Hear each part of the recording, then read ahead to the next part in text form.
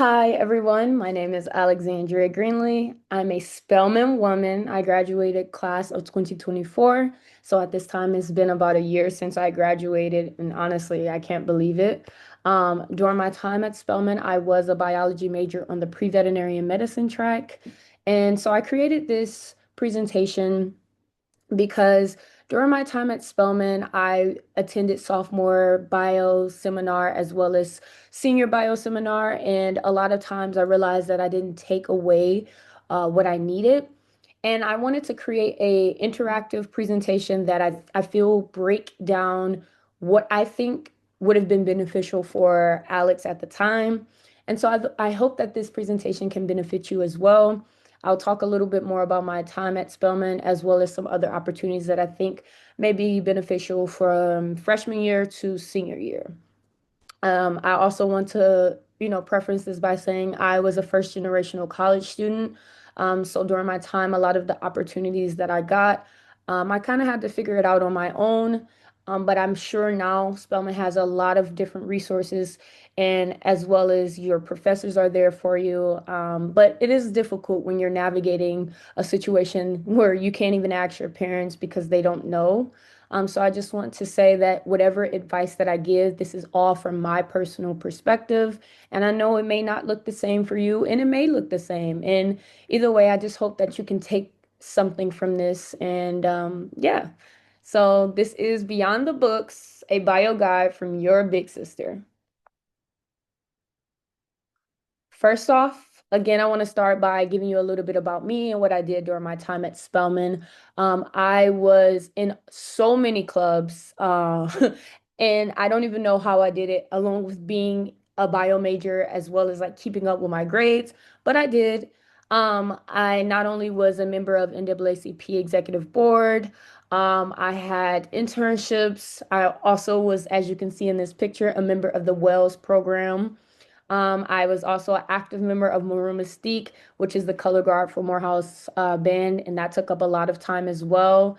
I presented at Abraham's under with Dr. Wong's research that I did in her independent study. I also was able to speak at a UNCF ball. I attended two, but spoke at one as a presenter.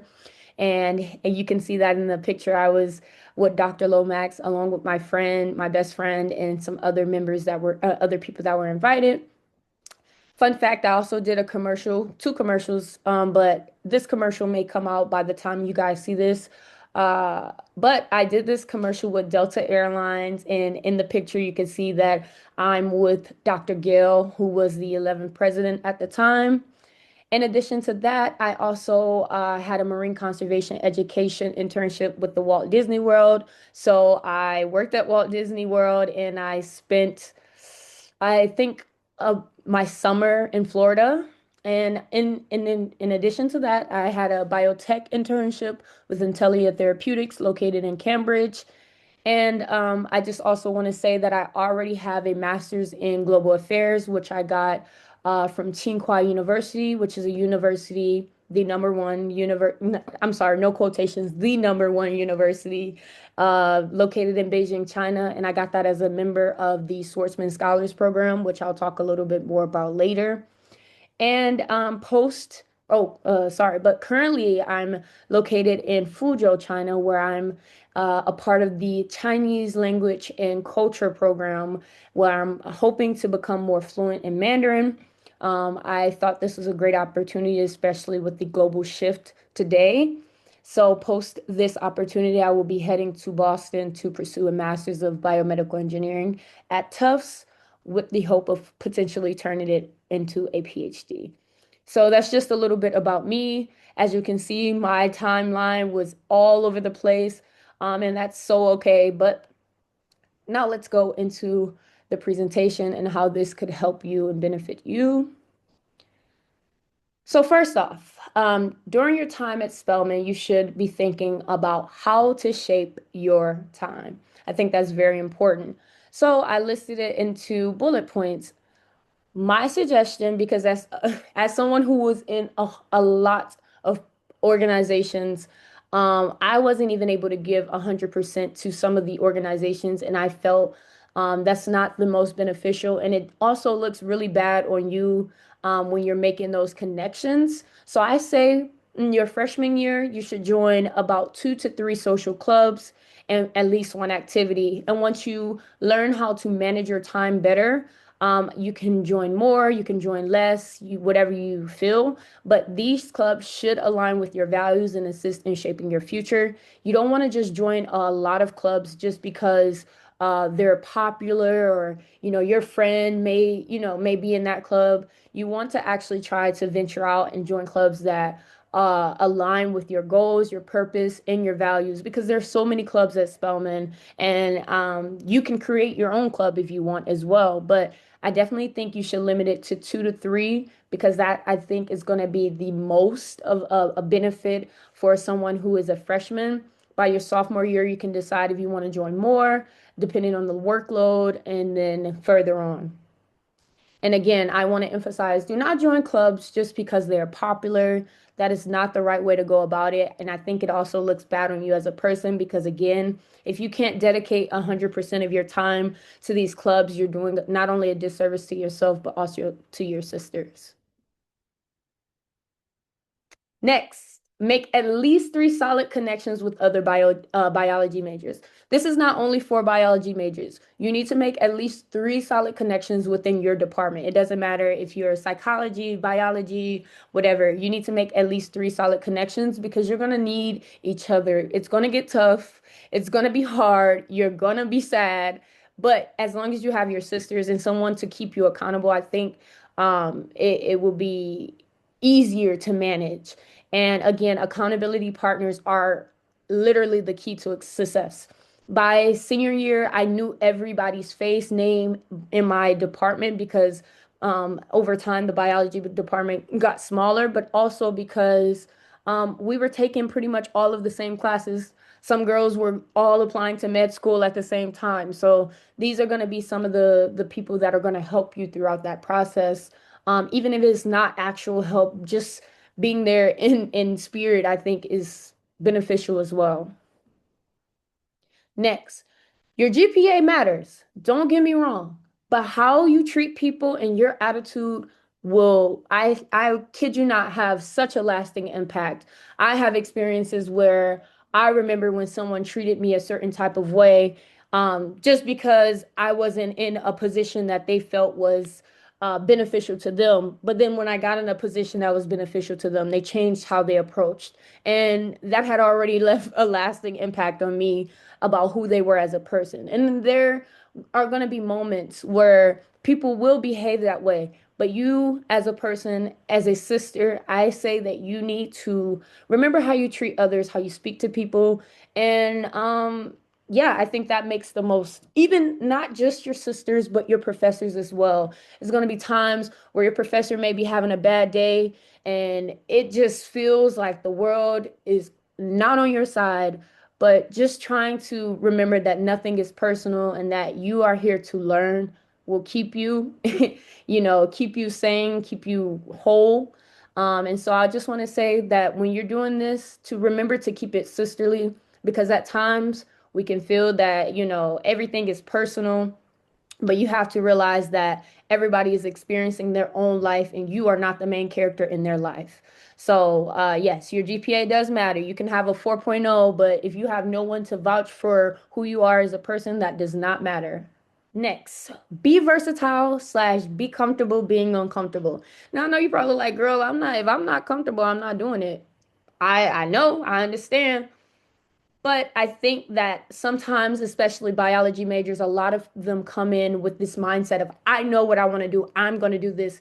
But you have to remember, you're 17 years old, and life will show you different paths. You may not even know what your passion, your purpose is.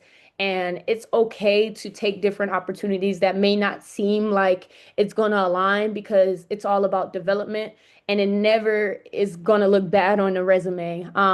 Like I said, I was a biology major on the pre-vet track, but when Dr. Wong came to me and offered me a position in her independent research where she studies plant biology, I was like, of course. Like I love the lab, and I love this teacher. I'm going to do it, even if it doesn't seem like it's going to be beneficial for pre-veterinarian.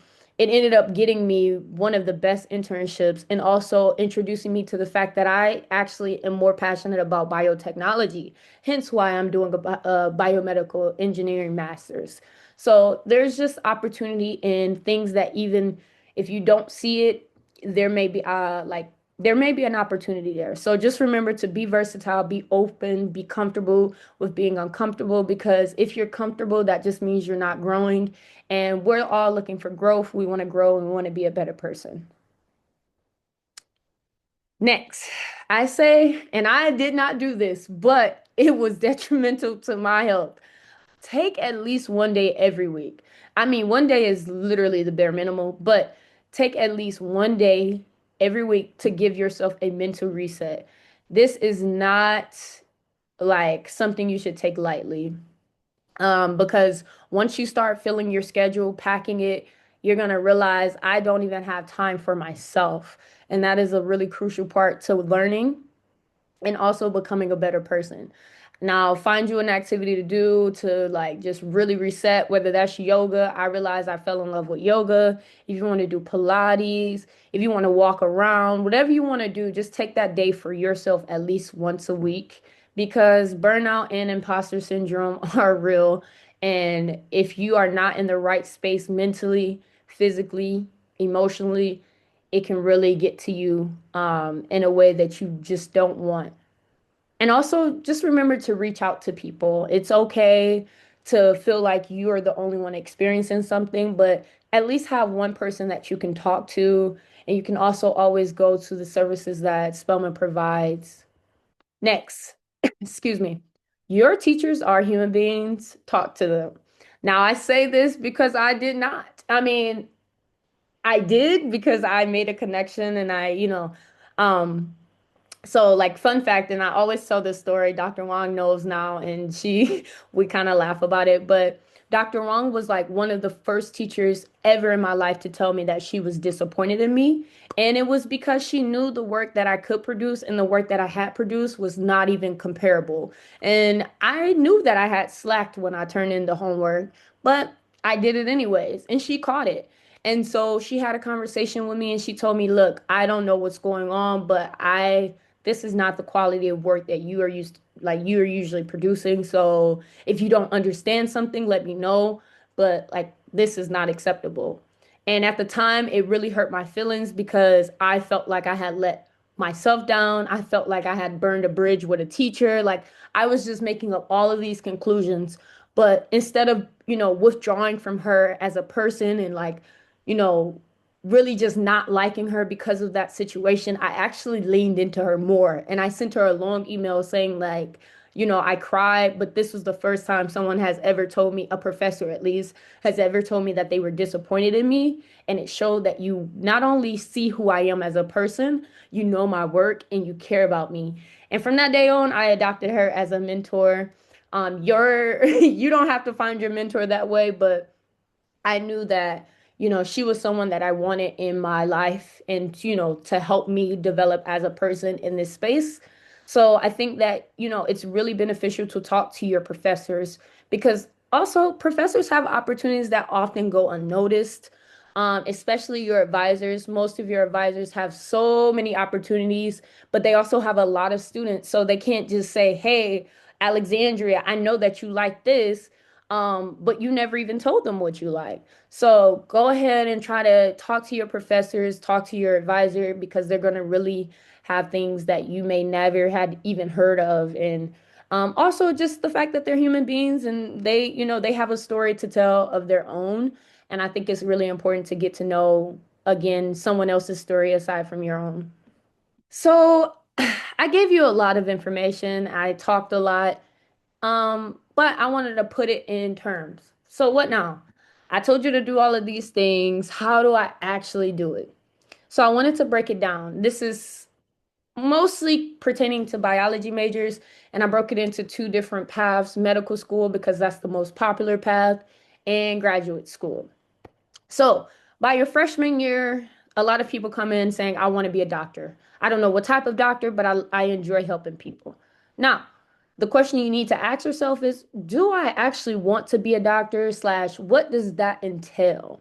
So you must really, really fall in love with the fundamentals of biology, of like all of your classes. You want to also start looking into med schools and the needed prereqs for that particular school. Spelman has a lot of pre-med, pre-health, pre-everything clubs. You want to try to join one of those clubs again, as I told you before.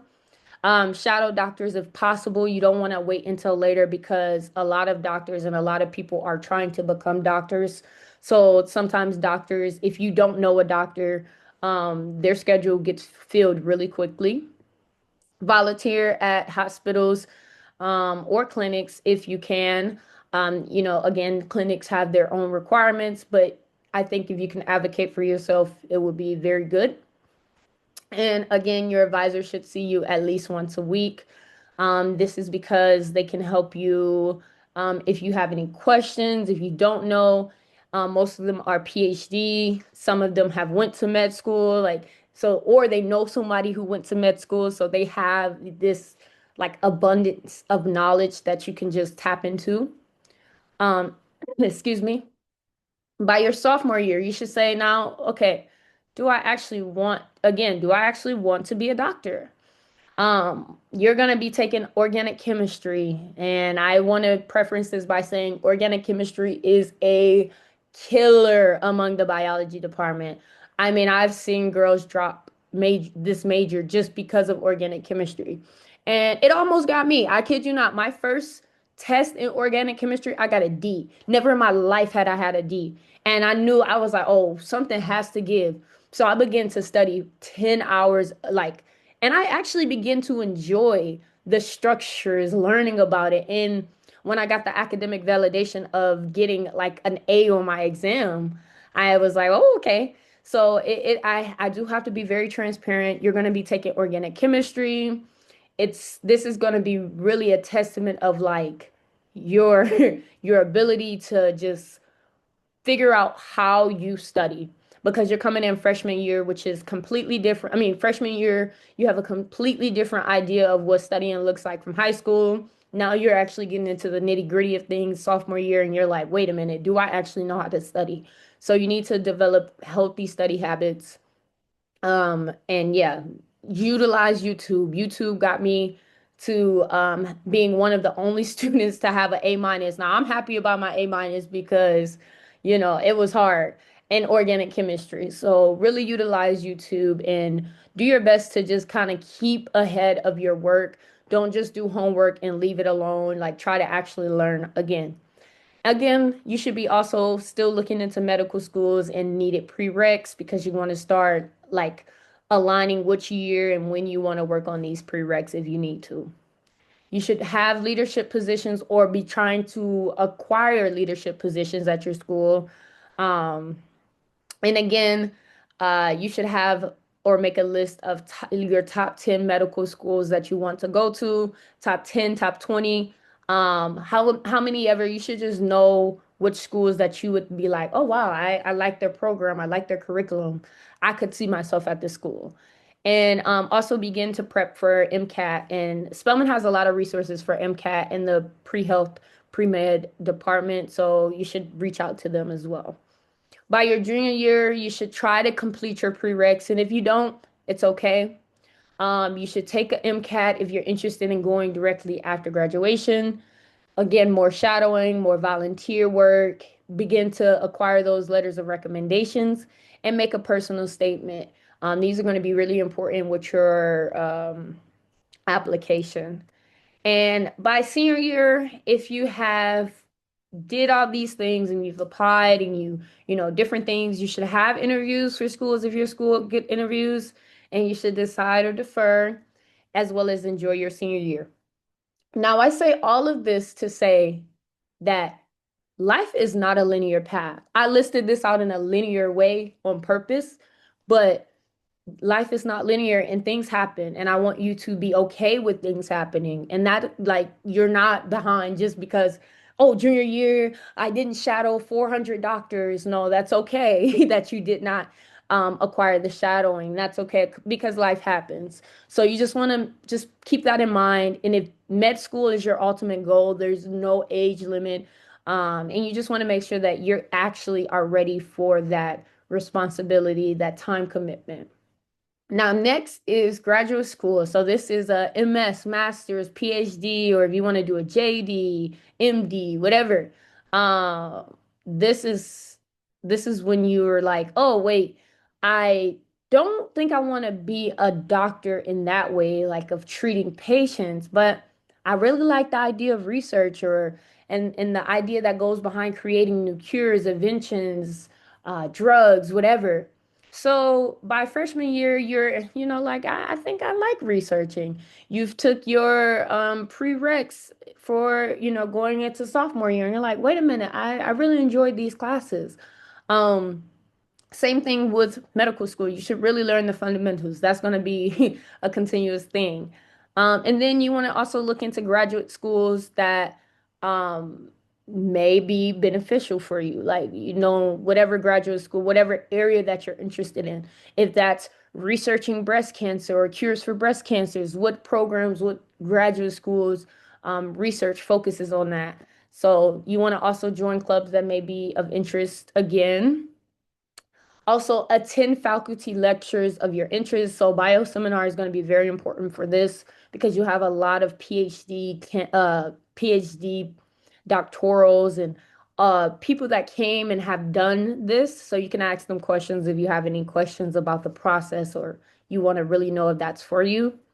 Also do summer research at universities because most universities offer summer research and they're looking to pay you to stay there in. They'll pay for your like housing, give you a stipend, you'll feel like you're making bankroll, and you're also doing something you love, research. Again, same with medical school. You should also be talking to your advisor at least once a week because again, most of them are PhD, and so they know how that process works. Next, your sophomore year, you want to choose a research mentor slash lab at Spelman, like I did.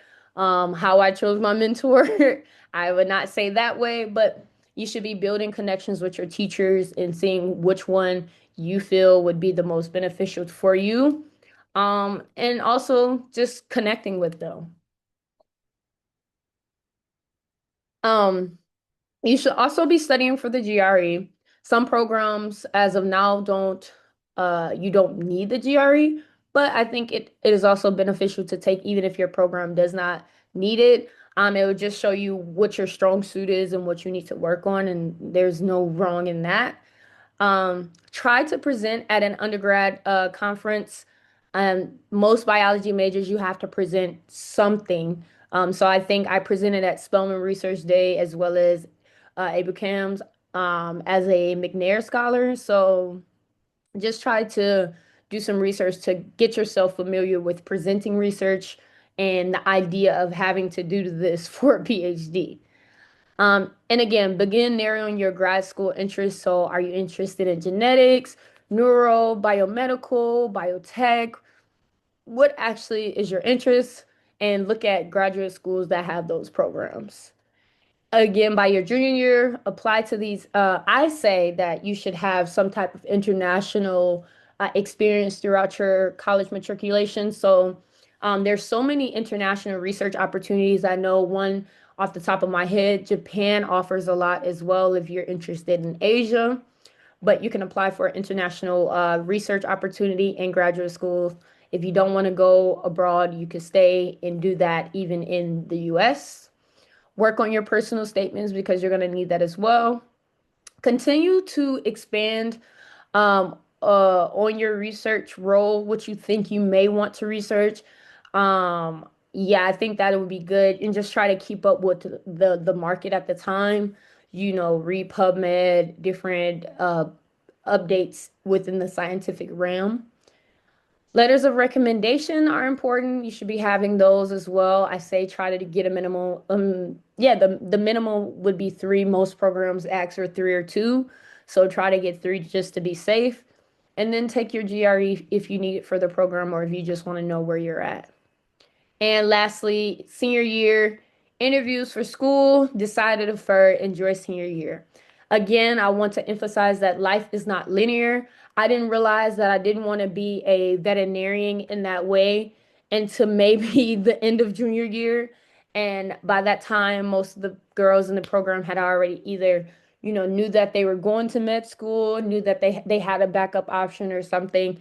And so for me, it was kind of a leap of faith to just decide that I'm not going to vet school. And I ended up applying to my program, which was the Schwarzman Scholars Program. So now, gap year opportunities and other. I want to say this during my senior seminar. Uh, Spelman is never going to promote a gap year, but as your big sister, I'm going to say take your time and do what you want to do because it's your life. Um, Spelman sometimes look at gap years as a bad thing, but if you're being productive in a way that you feel will help you, it doesn't matter what anyone says. And I think that was one of my biggest critiques for the bio seminar my senior year, because there are a lot of girls because we were COVID class that just were not.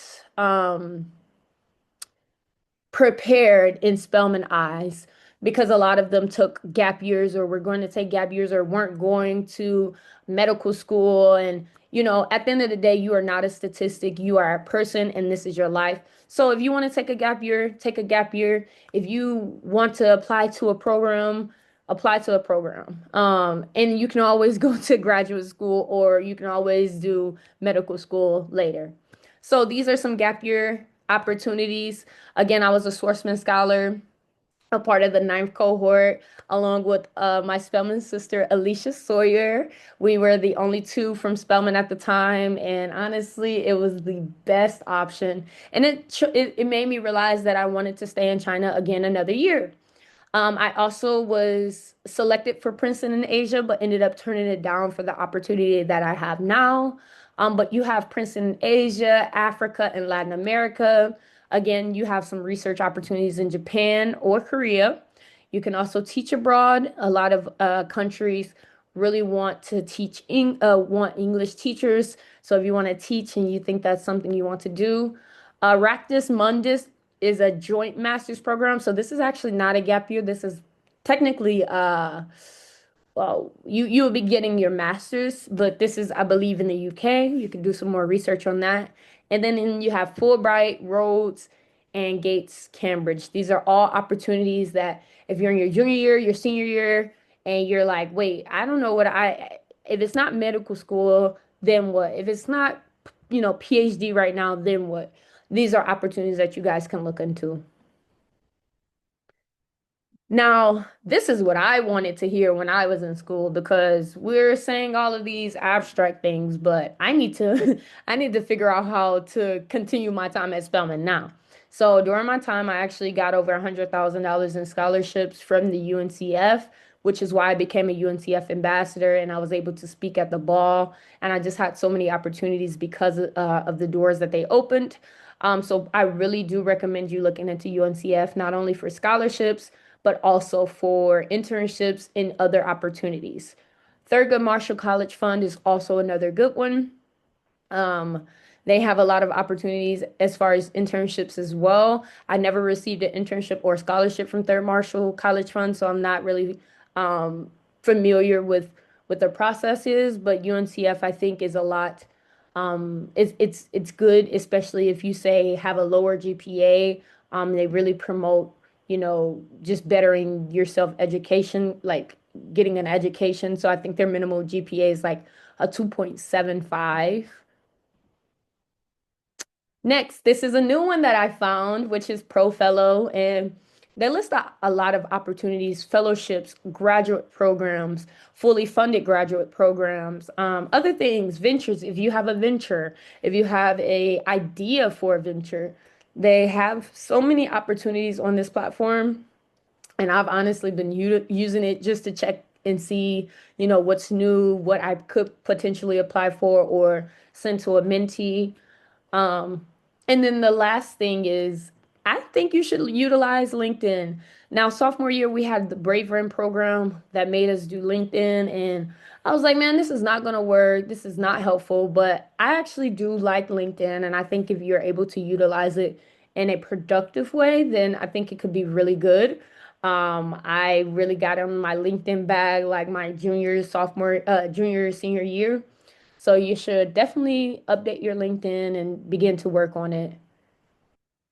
And I think that that's actually the ending of my presentation. And I just want to say that no matter what you're feeling, no matter where you're at right now in your journey, I hope this presentation was beneficial and could relieve a little bit of stress. And I want to emphasize big sister to little sister, big sister to big sister, that life is not linear. And no matter what, you're making progress, no matter how big, no matter how small, to give yourself grace, to love yourself, speak good things, love your sisters, love your teachers, and just promote love. We just need to promote love, and I really hope that it works out. If you have any questions, my LinkedIn is here. You can follow me or add me at Alexandria Greenlee. I do respond, and I love communicating with people. So thank you so much, Dr. Wong, for all you've done. Thank you so much to the biology department, and I hope this video helps.